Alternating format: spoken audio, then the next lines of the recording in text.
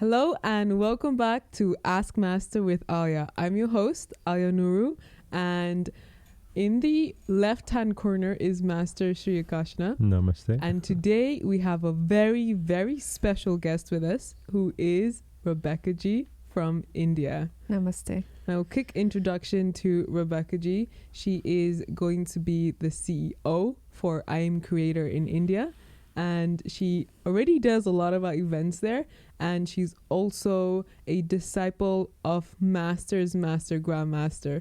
So she takes care of a lot of the things, a lot of the yoga side of the Himalayan journey as well in India. So today we have two masters to ask. Huh? We've got a professional yoga master to ask as well. With Aaliyah, yes. So the reason I brought you on today was this morning I was looking through all the questions and I was compiling them. And we had a lot of interesting questions about yoga. Mm-hmm. And I came in and I saw you and I thought, you know what, it would be so perfect to bring on another yoga master. So I can just sit and meditate. So both of you we can both all talk about yoga. And we have a lot of different types of questions, but I've basically just compiled them into a few. Mm-hmm. And interestingly enough, I don't know why, but most of them are from women. And maybe because our community is mostly women. That's true, but we're getting a lot more men, to be fair. It's interesting, isn't it? Why is our community like 70% women? Because we're smarter. Can I give my 2 cents here? Okay, yeah. Shakti, or the spiritual energy, flows through the feminine form, and we notice that in our yoga classes also, 90% of them are women. Wow. Yeah, and they get attracted to spiritual energy much more quicker than men. This is something that I've noticed, and we have discussed with our masters too. There you go. So we're only 70-30 right now. That's interesting.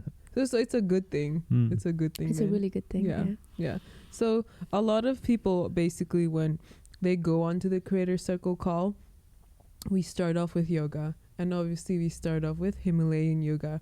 And a lot of people are used to looking at yoga as an exercise and not being so hard. As Master was, we were making, like, we did yoga yesterday, and he was saying that this is not the usual type of yoga and you have to push yourself and it's not going to be comfortable. Mm-hmm. So firstly, would Master want to say why it's not comfortable, and then maybe you go on to answer?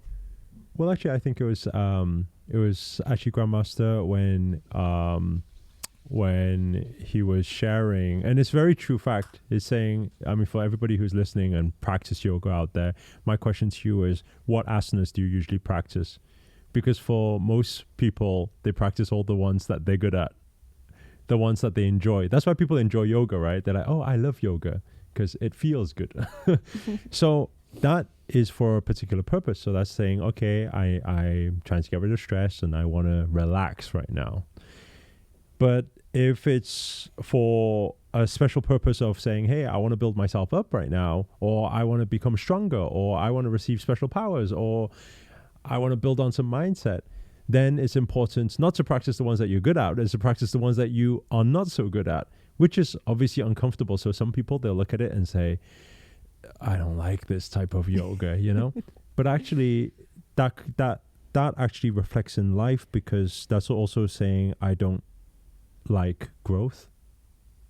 I don't like when I need to take my life to the next level, because all growth in life, these are forces of nature, it's just natural. All growth in life, there's pain involved. There is a stretching point. Mm-hmm. There is that pressure point. So yeah, so that's why we practice that. I'm not saying everybody needs to do that, but for people who really want to take their life to the next level, it helps. It builds the mindset, builds the strength. So it's like that with everything in life, right? If you want to grow, you have to, if you want to learn something and if you want to push yourself to the next level, you have to be willing to get uncomfortable, be comfortable with getting uncomfortable.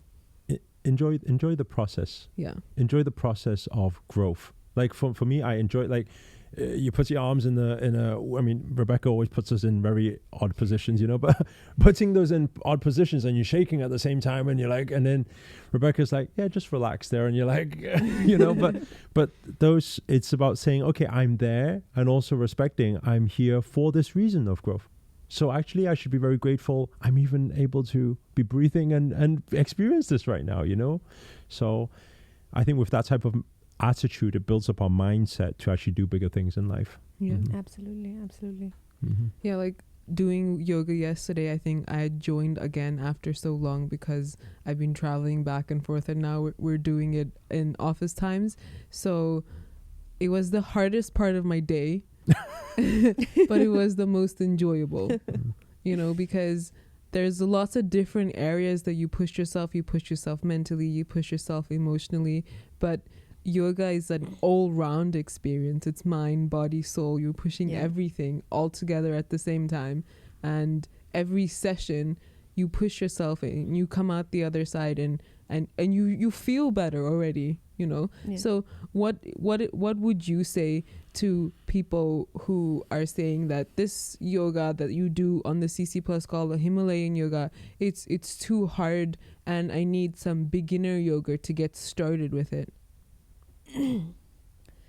So for those kind of people who are looking for a beginner type of yoga, there must be a reason to it, why they are looking or asking for that kind of thing.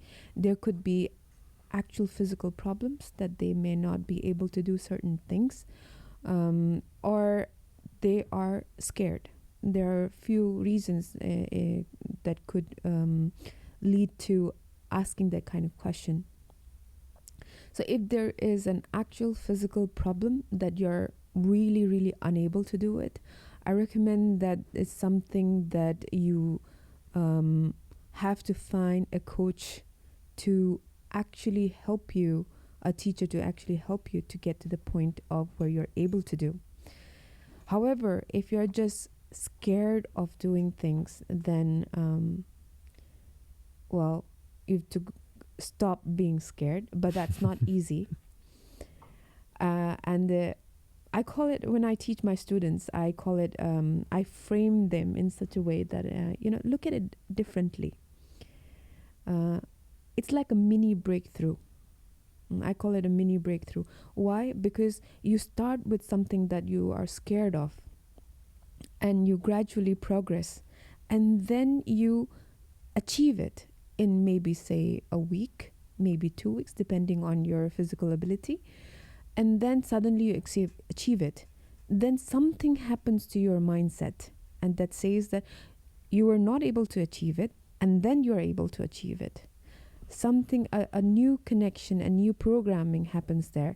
And if you expand that programming to your life, it tells you that if you're not able to do something today, then if you continue in your path, if you continue and trust in the process, then you will get there. Don't give up.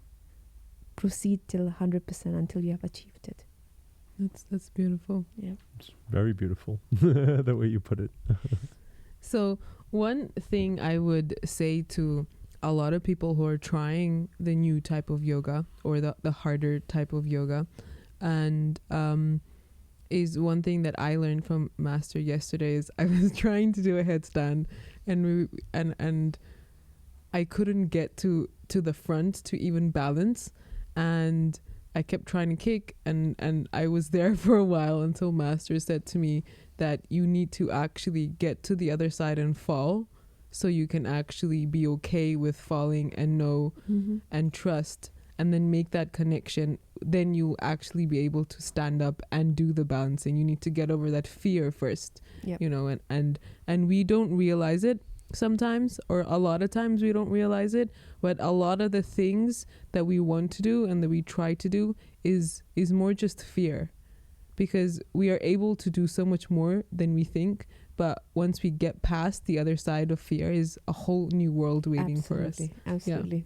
So another question that I'd like to ask maybe both of you is, what is the difference between Himalayan yoga and then all the other types of yoga that are out there? Because I mean, there's so many new ones created today, and there's Beer yoga. Beer yoga Goat and yoga. goat yoga and cat yoga, and then obviously there's the more serious ones. But then we obviously all practice Himalayan yoga, and we know that there's a very kind of strong energy around Himalayan yoga, and it's very particular people who do Himalayan yoga. So do you wanna tell us a little bit more about it? Master, do you want to go? Okay. So, to all the people who are practicing yoga out there, we say that is the most amazing thing. Please continue. Please continue practice. Whatever you're practicing, Ashtanga yoga, power yoga, whatever you're doing at your place, please continue doing so. The Himalayan yoga that you're talking about, or the yoga that is being taught through a lineage of the mountains, it's different in the sense that we are trying to bring out the lost knowledge of the mountains to the world. Our whole message is to bring out the knowledge that is hidden in the mountains of the Himalayas. So you may ask now, what is the difference? There are so many classical forms of yoga like Hatha Yoga, Ashtanga Yoga. These are beautiful forms of yoga, and there is no such thing as Himalayan yoga. What we do is we practice something called Nigam Agam, through which we learn about yoga and spirituality. Nigam Agam is question and answers. And through this we learn about the secrets that the Himalayan mountains hold. And we practice the physical movement as well. In the physical movement, we learn all about the classical yoga, the classical forms of yoga. And we take in the information from there. However, the beautiful thing about the way we practice, or how the masters taught us, is that we're not limited by that particular form of yoga. So if you're learning, there are Ashtanga yoga, there are 8 limbs of how to get to enlightenment. We will take in all the information. We understand how to do it, what is being said in the by the books, what is being taught in the classical yoga. We understand it, but we also understand that each one of us is different, and the way we progress in our path may not necessarily be through that path, and it may be different, and we accept that it may be different. So that is the beauty about it. And the one thing that really resonates with my heart is that the freedom to be able to choose how we want to progress, the ability to connect with ourselves and not be limited by any book, by any materials out there. We are going through a mentorship way. I call it a mentorship way so that the people can understand. But it's a guru and a disciple relationship. In our thing, we call it Guru Shishya Parampara. As a disciplic succession, this is what we follow, and this is how we are different from the rest of the systems of yoga. Wow, that's amazing. Master, would you like to add anything to that? I think the thing is, from my perspective of it, I think that what was beautiful is that it doesn't need to be so much named that way. When I first started practicing with Grandmaster Aksha, it was also, some of the students would ask, what type of yoga is this? And he would say, it's got all the benefits. Everything is there. And everything also, the teachings everything can be transferred as well. And I think that there is a lot more to yoga than what the public know it as right now.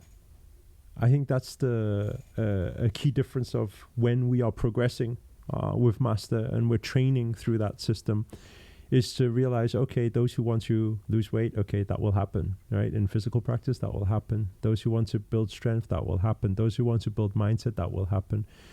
But then going further to that is those who want to go on a seeker's journey of, let's say, whether we talk about spiritual enlightenment or whether we talk about just becoming more conscious in life, or even manifestation, right?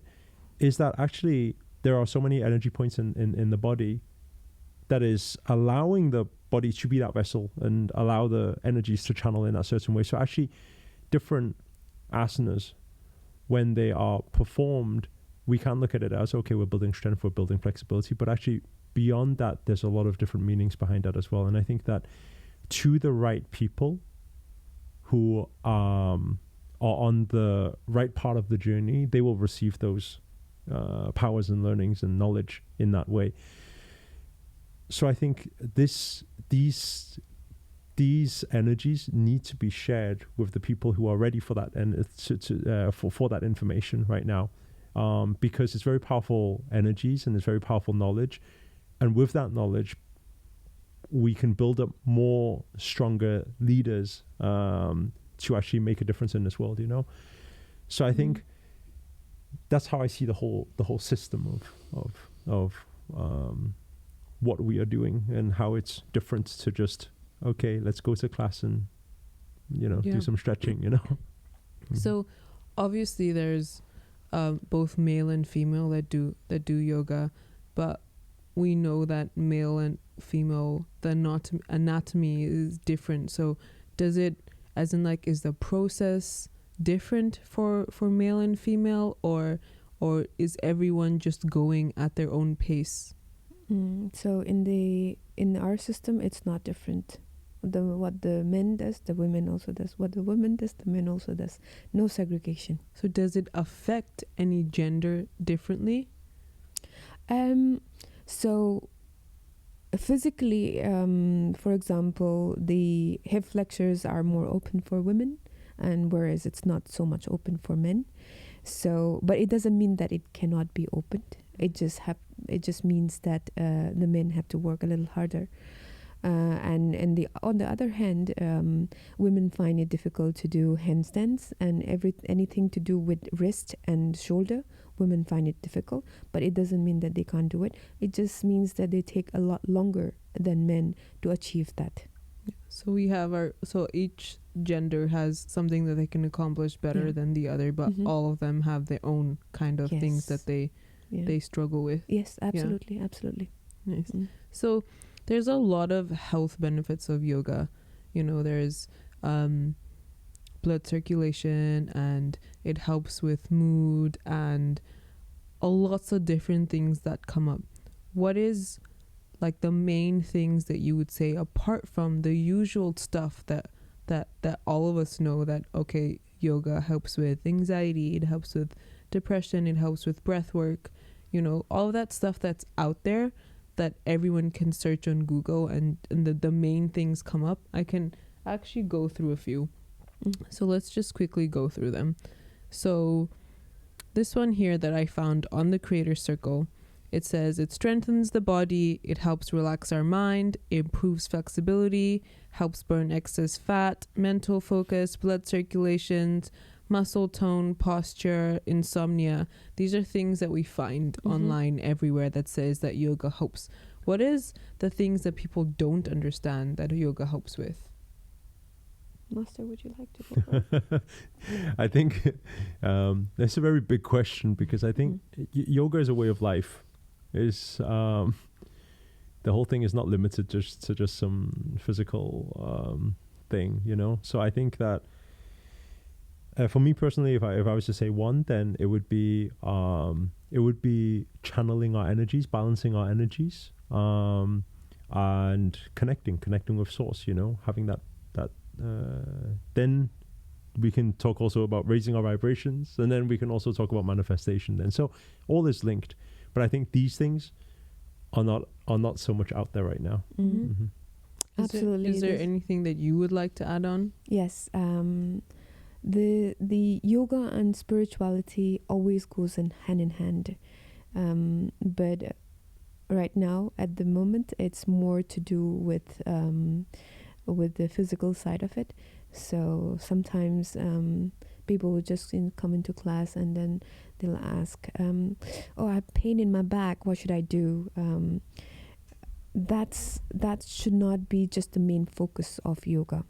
You can still get healed through the system of yoga, but that's not the end all of yoga. The spirituality is the big side to it, and the physical side is just one part to the whole bigger picture. And to add to what Master said, the balance, raising your vibration, knowing how to manifest, that is the level that an enlightened being can do it again and again. However, the journey towards that, reaching there, what I would like to add is that having a master really, really shortens the time and the effort to get to this level. You can still try to push through and struggle, but we as the disciples of the Himalayas, we believe in that time is everything. Time is of the essence. So we find the quickest way to get to towards abundance, towards what we call the enlightenment. So the journey towards enlightenment, and the quickest way is to have a master guide you towards that. I 100% agree with that, because when Master came back and all of us started practicing yoga, I'd seen a lot of growth and change. And then when the yoga time switched, and because I live so far away, I couldn't make them, and I started practicing it at home. I'd gotten a video, and it's not the same when you do it yourself. It's never the same. Correct. You don't push yourself as much. You don't see what you're doing wrong, how you're doing wrong. You don't go the extra mile. You don't have anyone to push you as much when you're sitting down in resting pose. That's not downward dog. So You'll not be there for so long. so it's definitely not the same, and it not just helps, it changes everything completely. The whole journey is completely different when you're doing it with a master and when you're doing it with other people as well, because you're growing, you're changing, and everyone else around you is doing the same as well. So it is a completely different experience. I think another thing is, back to your question about what is the difference. Actually, now is the time for that conscious shift to know the difference. So if we look at in a lot of fitness gyms and people practicing yoga right now, there's a reason to why it had to go out that way at that time. People wanting to lose weight is a very common thing. It's a lot more common than people wanting to open their third eye, so the message needs to be communicated that way to get the message out there first. And actually now is the time where the conscious shift is happening. And so actually we will actually start to see over the next 5-10 years, there will be an evolving effect. So how people see yoga in 10 years time will be very different to how it is right now in public. But it had to be out there that way for that time. Absolutely. Yeah. To get the message out there. Otherwise it would never even get to the size it is at right now, Yeah. Well, that's a lot of learning in one conversation. So it's basically just saying to when you talk to the masses and you say to the masses, it's for them to understand. It's just mind, body, and soul alignment and connection to the source, to source. Yeah. That is, on a deeper aspect of it. Yeah. And that's also why Grandmaster Aksha actually just recently launched his book, and maybe we put a link for his book under this video. And a lot of these different the things that are revealed inside the book has never been revealed before. It's never out there, so you can't find it anywhere else. And Grandmaster actually had to get permission and wait for a long time before these secrets could actually get out there, because it wasn't the time yet. Oh wow! Is this the Yoga Namaskar book? I need to get myself one as well. So if you are interested in getting this book, then comment. Click on the link below. We'll put one down there. I will be getting one of them as well. Just before we end off, I know there's going to be a lot of questions especially for beginners or for people that are looking to go down the yoga path. And what would you say, what type of yoga would you say to them? Because they'll have questions thinking, should I do goat yoga? They should all do beer yoga. There's probably like a wine yoga now. And there's lots of yoga retreats out there. And there's just so many options, including in the same gyms as well. So what would your advice be to people who are looking to go down the yoga route or looking to start yoga? Like where should they start? What should they do? They should start by joining our CC Plus and then join our Hangouts, and then you'll also see Rebecca teaching there, so you can learn from Rebecca direct.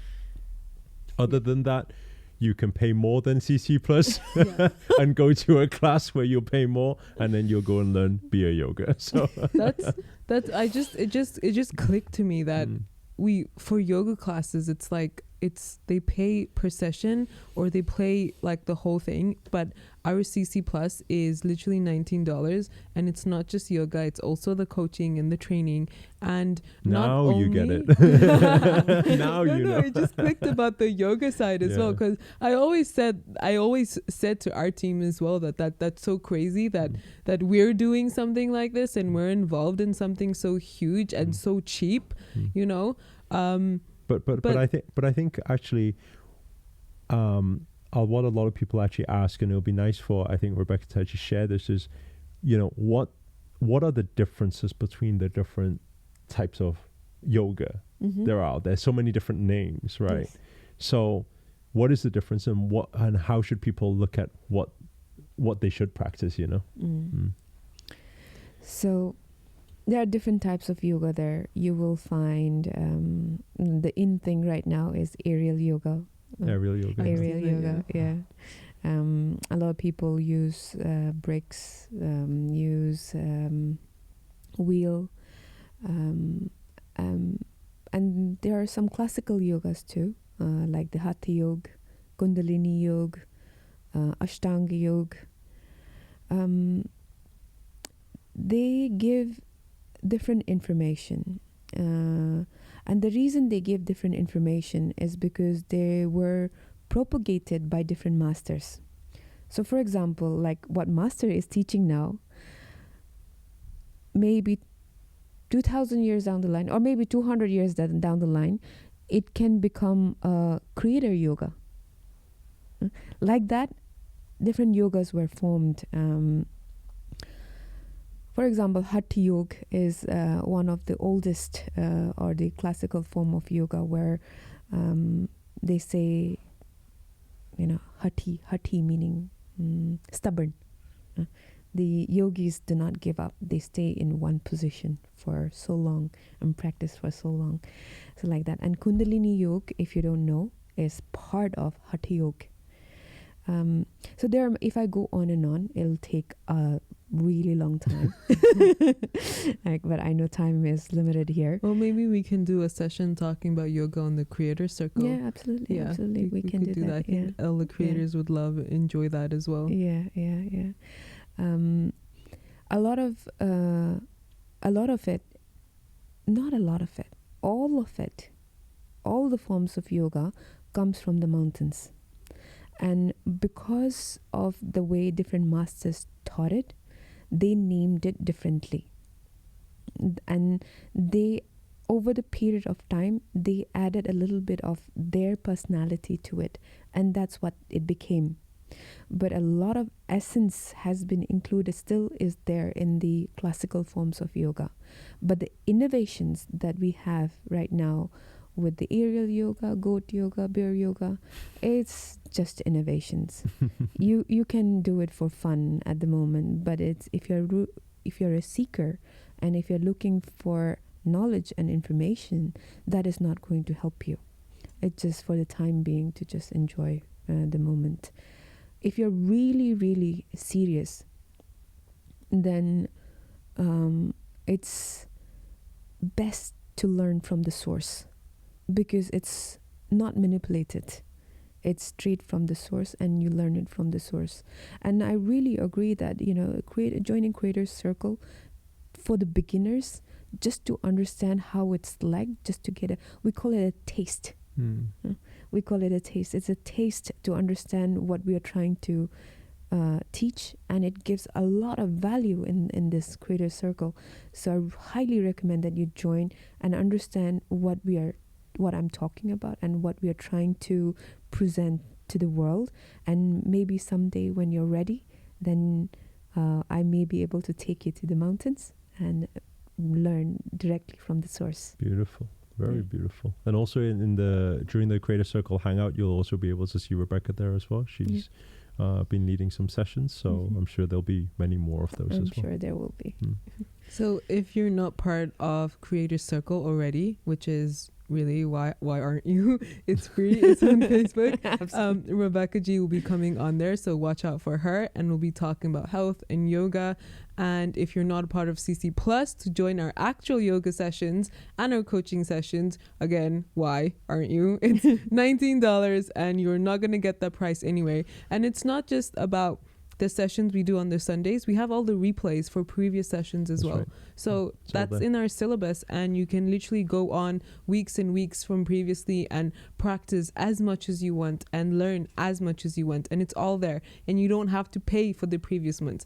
You just have to get started where you're getting started and join us from there. So that's something that you really will not get anywhere. And I know it just clicked, but it's the yoga side that clicked, because that's an extra added kind of thing that there's an added bonus for you today.